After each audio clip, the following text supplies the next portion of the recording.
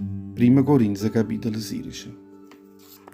A colletta per vedere Gerusalemme. Mo, se voi volete dare una mano, fa una raccolta di denaro per tutti i frati vostri che stanno in la città di Gerusalemme, mettete in pratica pure voi che è la raccomandazione che ha giurato a tutte le chiese della Galazia. Ogni domenica, ognuno di voi, secondo è possibile da soia, accattunasse tutto quello che è stato capace di sparagnare e ottenesse a sti padri in casa soia. A così, quando io verrà già da voi, non sarà più necessario fare una raccolta, perché tengo in capo in mano l'uomo che voi avete scrivito una lettera mia, a portare l'offerta vostra a Gerusalemme. Si può pensare che potesse essere più conveniente che avessi pure là, che queste persone faranno un cammino insieme con me. E progetto viaggio. Mo tenesse intenzione passa per la Macedonia e per arrivare in mezzo a voi. Può essere che mi fermo a raggio con voi in un po' di tempo.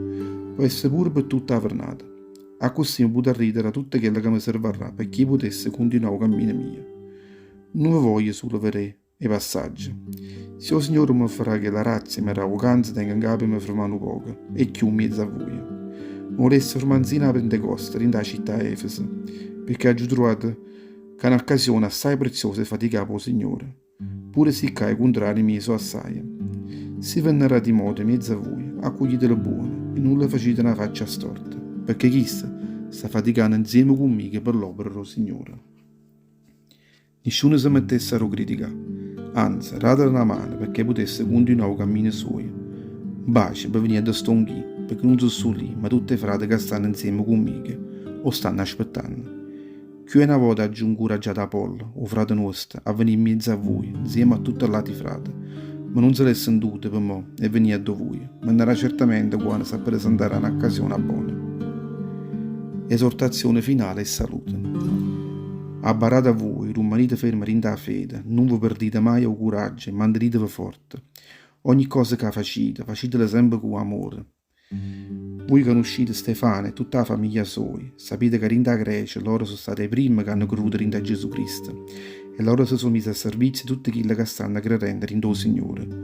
E beh, frate mio, lasciate portare a mano a tutte quelle persone, tutte quelle che faticano e stanno faticando insieme con loro. Mi ha fatto tanto piacere quando sono venuto a me Stefano, Fortunato e Acaica.